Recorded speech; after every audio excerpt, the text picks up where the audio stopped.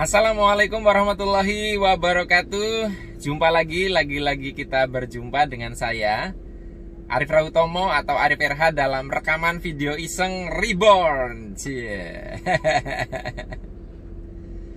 Ya teman-teman semua, sambil nunggu istri saya ya sedang membeli sesuatu, walaupun di rumah saja, tapi ya karena ada sesuatu yang harus dibeli ya kita harus keluar jadinya. Dalam video kali ini, tema yang mau saya bawakan judulnya adalah semakin spiritual semakin tidak konsisten ya. Semakin spiritual semakin tidak konsisten. Pengertian spiritual itu sangat subjektif, tergantung referensi Anda, pemahaman Anda. Tapi kalau dari yang saya pahami itu, spiritualitas itu adalah juga mencakup yang namanya keluasan pandangan. Pandangannya lebih holistik. Itulah sebabnya konsekuensinya jadi orang spiritual sulit menghakimi ya, sulit untuk 100% melekat pada sesuatu ya, karena segala sesuatu itu punya konteks. Nah, apa kaitannya dengan judul? Teman-teman semua, saya itu dari dulu kan pernah punya satu keyakinan bahwa salah satu ciri-ciri orang sukses, ciri-ciri orang yang berhasil atau akan berhasil, orang-orang yang punya integritas, ciri-cirinya adalah konsisten. Dan saya pikir itulah satu-satunya kebenaran. Ternyata setelah menyelami lebih jauh, memahami spiritual lebih jauh, saya tidak mengatakan bahwa saya itu sudah spiritual ya, nanti dikira sombong lagi. Jadi tapi saya mau cerita, jadi saya harus ngomong. Semakin kita itu memandang sesuatu holistik, semakin kita melihat segala sesuatu menyeluruh, kita mendudukan segala sesuatu pada tempatnya, pada konteksnya, maka kita sulit konsisten. Jadi otomatis semakin semakin kita spiritual, semakin sulit untuk konsisten. Contoh paling gampang gini. Misalnya dulu saya meyakini bahwa yang namanya sedekah, berbuat baik, ya kita berbagi itu sembunyi-sembunyi aja, nggak usah diumumkan di publik, nggak usah dipublikasikan ya.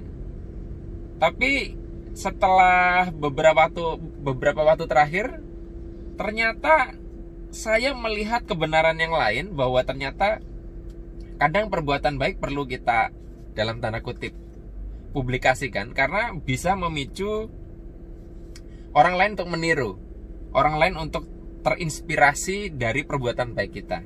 Kita nggak bicara soal niat ketika memposting itu ya, tapi itu yang saya lihat, ternyata itu bisa menciptakan orang itu jadi semangat untuk berbuat baik. Yuk niru perbuatan baiknya si A, si B. Gitu bisa terpicu juga oleh itu. Artinya ada kebaikan dari mempublikasikan kebaikan yang kita lakukan. Tidak harus sembunyi-sembunyi. Makanya benar katanya, saya dapat info dari teman itu, berbuat baiklah kamu, baik sembunyi atau terang-terangan, atau bersedekahlah. Pokoknya intinya itu, sembunyi-sembunyi atau terang-terangan. Berarti kan dua-duanya baik, padahal dua-duanya hal yang sangat berlawanan. Apalagi ya, kalau misalkan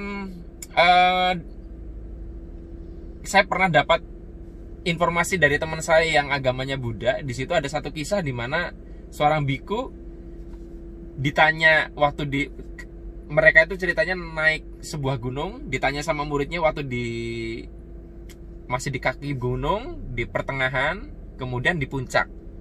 Ditanya hal yang sama, itu jawaban si gurunya itu bisa berbeda-beda.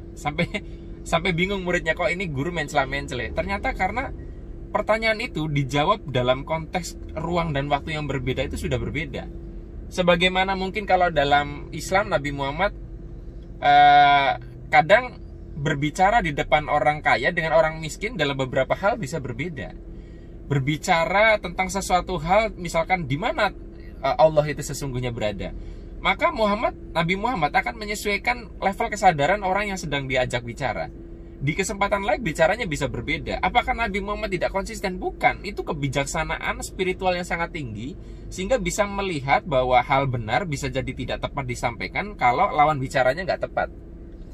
Nah, jadi akhirnya saya tidak lagi dengan kacamata, tidak lagi dulu kan lihat gini, ini gimana sih tokoh ini ya, 10 tahun lalu dia ngomong gini, kok sekarang ngomongnya begini, ini nggak konsisten nih. memang kita nggak bisa konsisten dalam hidup. 10 tahun lagi nih yang saya ngomongin di video-video saya, bisa jadi saya bantah sendiri. Jadi itulah spiritualitas, semuanya bertumbuh, semuanya berevolusi. Sebagaimana sains itu juga kan tidak konsisten. Konsisten selama disepakati ketika ada teori baru, dia boleh disanggah. Nah, spiritualitas seharusnya juga begitu, menyadari bahwa apa yang kita pahami 10 tahun lalu tentang Tuhan dengan yang sekarang sudah berbeda.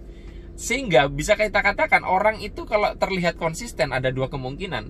Dia konsisten atau dia tidak bertumbuh. Pertumbuhan itu tidak konsisten. Ya, kita nggak konsisten kecil kan? Kita tambah tinggi, tambah gede, tambah tua, umurnya bergeser, pemikirannya berubah. Berarti pertumbuhan itu identik dengan ketidakkonsistenan alias perubahan. Nah, sekarang artinya apa konsekuensi dari obrolan kita, teman-teman? Artinya bahwa ketika kita melihat sesuatu, kok ini orang mencela-mencela, bisa jadi dia bukan nggak konsisten, dia orang yang spiritualitasnya sudah sangat tinggi, sehingga omongan dia di lain waktu, lain kesempatan, lain ruang, lain waktu itu tidak sama.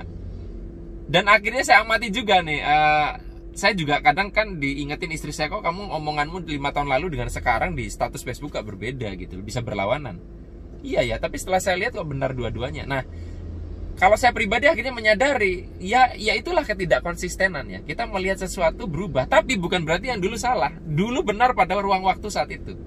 Nah, cuman publik itu kadang kan masih sulit diajak untuk berpikir paradoks, sehingga melihat orang yang spiritualitasnya sudah jauh itu berpikir bahwa orang ini tidak konsisten. Anda paham ya intinya ya? Jadi bagi Anda yang merasa tidak konsisten, ya dicek aja apakah memang Anda itu tidak konsisten, atau bisa jadi ketidakkonsistenan Anda adalah bagian dari pertumbuhan spiritualitas Anda. Sampai ketemu lagi dalam rekaman video Iseng Reborn yang selanjutnya. Saya akhiri billahi taufik wal hidayah. Wassalamualaikum warahmatullahi wabarakatuh. See you.